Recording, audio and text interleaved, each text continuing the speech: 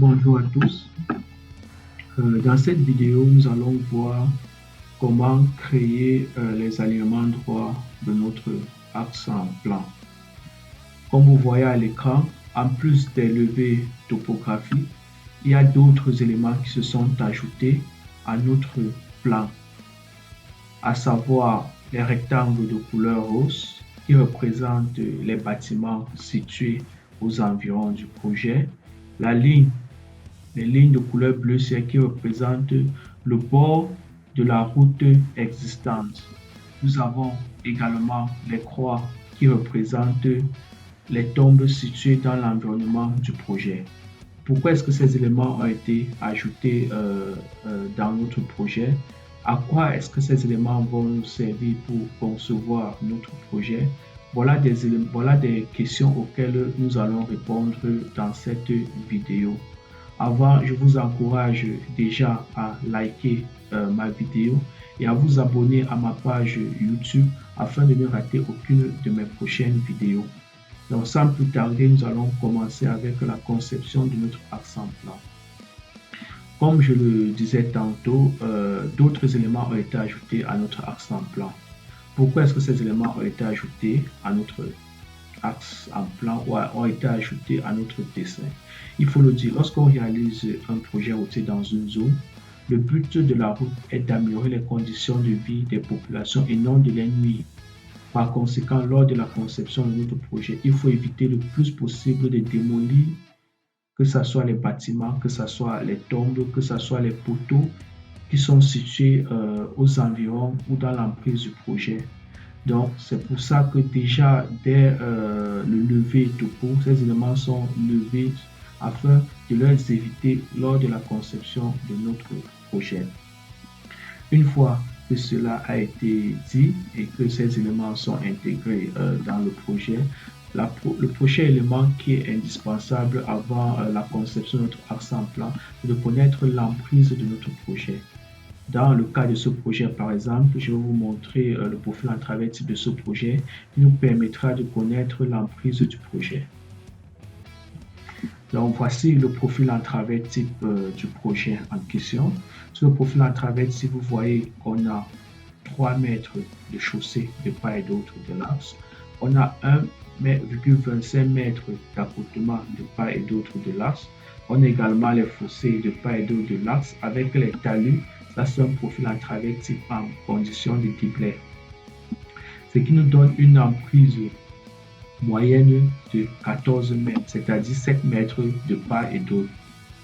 Nous allons donc utiliser cette emprise moyenne de 14 mètres pour concevoir notre axe en plan. Étant revenu sur notre dessin AutoCAD, nous allons maintenant concevoir les alignements droits de notre axe en plan. Généralement, pour concevoir les alignements droits de l'axe en plan, ce qu'on a l'habitude de faire, c'est d'abord d'utiliser des polylignes. Pourquoi utiliser les polylignes? C'est parce que les polylignes, en fait, sont facilement modifiables. On peut facilement utiliser les commandes usuelles d'AutoCAD comme les commandes pour décaler, les commandes de chanfrein pour déjà concevoir d'abord les alignements droits de notre axe en plan avant de le convertir après en axe en plan. Donc, je viens au niveau de la commande polyligne, comme vous voyez à l'écran, je clique dessus. Puis, je pars sur notre route existante et je cherche les zones où nous avons les alignements droits, c'est-à-dire où il n'y a pas de courbure sur notre route. Par exemple, ici, et je sélectionne le milieu de la route. En général, l'un des critères utilisés pour éviter le plus possible les démolitions, c'est de choisir le milieu de la route, afin d'être équitable de part et d'autre de la route. Donc, là, j'ai créé une ligne qui passe au milieu de la route.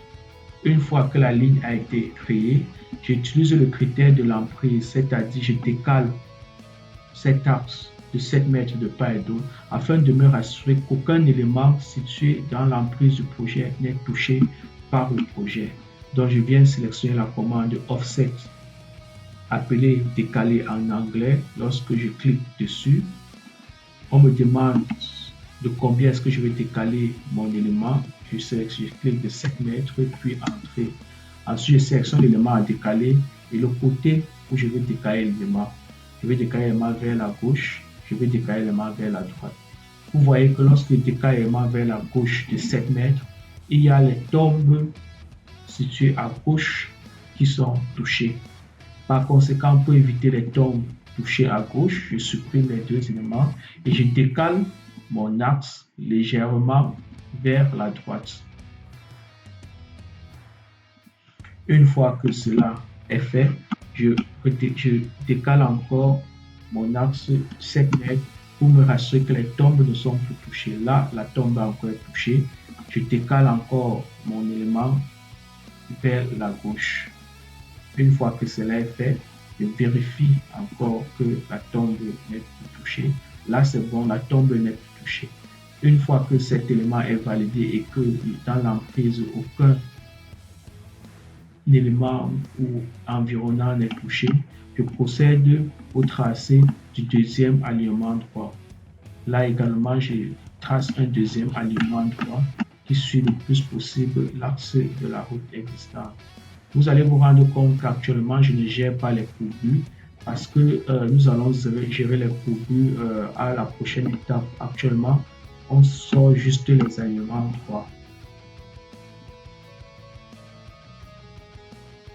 Une fois que les alignements droits ont été tracés, la prochaine chose, c'est de relier ces alignements droits. Pour relier les alignements droits, vous utilisez la commande chanfrein. Lorsque vous regardez à l'écran où se trouve mon curseur, voici la commande chanfrein. Vous cliquez sur la flèche. Vous cliquez sur la flèche, vous sélectionnez chanfrein. Vous sélectionnez le premier élément que vous voulez relier, puis le deuxième élément que vous voulez relier. Vous voyez, lorsque je clique sur le deuxième élément à relier, il y a comme un cercle barré qui s'affiche pour me dire que je ne peux pas relier les deux éléments. Pour pouvoir relier deux éléments dans AutoCAD, il faut que les deux éléments soient situés sur le même plan. Donc, pour positionner les deux éléments sur le même plan, vous cliquez sur les deux lignes à relier, puis vous venez au niveau de la palette des propriétés. Dans la palette des propriétés, vous avez l'élévation. Lorsque vous regardez sur l'élévation, l'élévation varie. C'est-à-dire que les deux éléments ne sont pas sur le même plan. Vous sélectionnez, puis vous mettez 0 pour mettre les deux éléments sur le même plan. Une fois que cela est fait, on appuie sur échappe, on vient sélectionner la commande chanfrein, puis on relie nos deux éléments. Vous voyez, lorsque j'approche maintenant le curseur sur le deuxième élément, les deux éléments sont reliés. On procède ainsi avec le troisième élément. On se rassure qu'ils sont situés sur le même plan. Là, ils ne sont pas sur le même plan. On met les deux sur le même plan. Ensuite, on les relie en utilisant la commande chanfrein. Donc, vous voyez là, les éléments sont reliés en un seul élément avec la commande chanfrein. Vous procédez ainsi de la même manière du début jusqu'à la fin en créant des alignements droits selon les critères que nous avons énumérés en évitant le plus possible les bâtiments, les tombes, les poteaux électriques. Une fois que cela est fait, vous allez avoir l'axe comme ce que vous voyez à l'écran. Lorsque je sélectionne, vous voyez là on a un élément constitué de plusieurs alignements droits. Cependant, lorsque vous venez au niveau de la palette des propriétés, vous voyez que l'élément sélectionné est une polyligne. Donc, le logiciel AutoCAD ne reconnaît pas encore cet élément comme un axe en plan. Pour convertir justement cette polyligne en axe en plan, nous venons au niveau de la barre d'outils d'axe. Lorsque nous sommes au niveau de la barre d'outils d'axe, nous venons dans la zone des axes. Vous voyez actuellement la zone des axes est inactive parce que l'axe n'est pas encore créé. Vous venez cliquer sur la flèche. Lorsque vous cliquez sur la flèche, il y a plusieurs éléments qui s'affichent avec les différentes façons de créer un axe. Mais dans le cas présent, nous allons créer un axe par conversion, c'est-à-dire on veut convertir un élément existant, par exemple la polyligne que nous avons créée, en axe. Vous cliquez sur créer par conversion. Le logiciel demande si on veut intégrer l'axe à autopiste, on va aller de oui. Puis on sélectionne l'axe que nous voulons convertir en axe en plan. Lorsque vous cliquez sur l'élément à convertir en axe en plan, il y a une fenêtre qui s'affiche à l'écran. La première information qu'on demande, c'est le nom de l'axe. Nous allons appeler ça route. Hein? Ensuite, on demande l'abscisse de curving de départ. C'est le point de départ du projet. En général, nous laissons à 0, mais il y a les projets où votre route peut commencer au PK8, au PK9, au PK10 selon les contraintes du projet. Ensuite, il y a affichage. Ici, nous avons la façon que vous voulez que les différents éléments de votre axe soient affichés à l'écran. Par exemple, les lignes ici seront affichées en couleur bleue. Généralement, j'aime quand les lignes sont en couleur rouge. Ensuite, les arbres ou les cercles seront affichés en couleur verte. Les côtoirs seront affichés en couleur jaune. Ensuite, nous avons également les informations géométriques, c'est-à-dire au fur et à mesure que nous allons dessiner notre projet, les informations géométriques comme la longueur des alignements dans les rayons de courbure seront visibles à l'écran. Pour le reste, nous laissons le paramétrage par défaut. Ensuite, nous venons au niveau des marques. Les marques représentent les symboles qui sont utilisés pour matérialiser, par exemple, le début, le point de départ de votre axe, le point de fin de votre axe, les différents points de contact, les points de passage et les points d'intersection de votre axe. Par exemple, le début de l'axe est représenté par un plus, la fin de l'axe est représentée par une croix. Il y a également un élément qui est très important, c'est la direction du parcours de notre projet qui est représentée par une flèche. Ici, je vais conserver la direction du parcours, mais je vais augmenter la taille pour mieux vous illustrer cela à l'écran. Ensuite, nous avons l'erreur de conception. Ici, l'erreur de conception, à chaque fois que nous allons concevoir notre projet, il y aura un triangle qui va montrer les différents points où notre axe ne respecte pas les normes. Donc, nous allons laisser l'erreur de conception activée. Ensuite, nous venons au niveau des abscisses.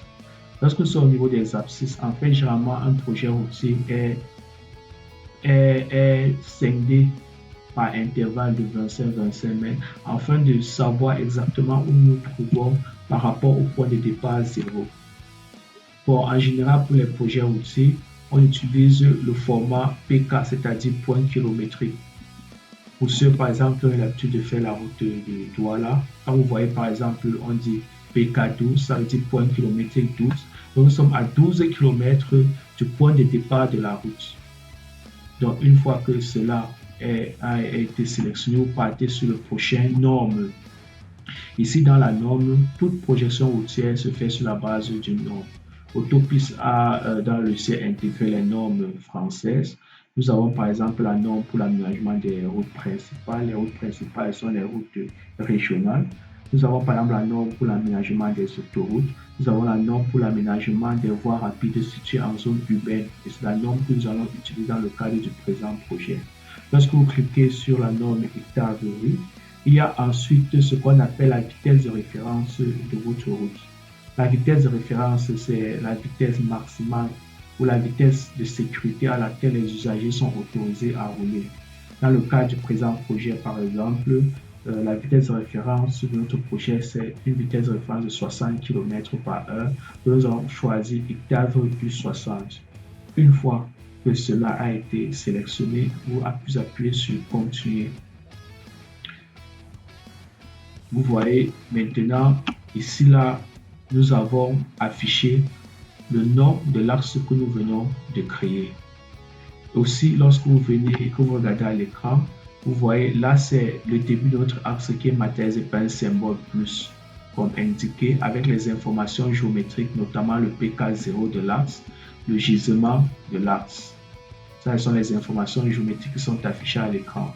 Là, par exemple, vous voyez, on est au point kilométrique 0 plus 0, 7. C'est-à-dire qu'on a 7 mètres, 0 plus 0, 73, autant pour moi. C'est-à-dire qu'on a 73 mètres du point de départ. Ensuite, vous avez la flèche qui indique la direction de parcours de notre projet. Justement, on parcourt notre projet du PK0 jusqu'à la fin. Et également, vous avez la couleur, vous voyez les éléments de sont en couleur rouge. Une information importante également, vous voyez là, il y a des triangles qui affichent les erreurs de conception. Ça, c'est parce que justement, nous avons les discontinuités au point de jonction des lignes. nous allons voir comment gérer cette discontinuité en créant ce qu'on appelle des raccordements circulaires ou des clotoïdes. Lorsque vous cliquez sur l'axe et que vous venez sur la palette des propriétés, vous voyez que l'objet sélectionné maintenant n'est plus une brune, mais c'est un axe en plan. Donc la Covadis reconnaît maintenant l'élément sélectionné comme un axe en plan.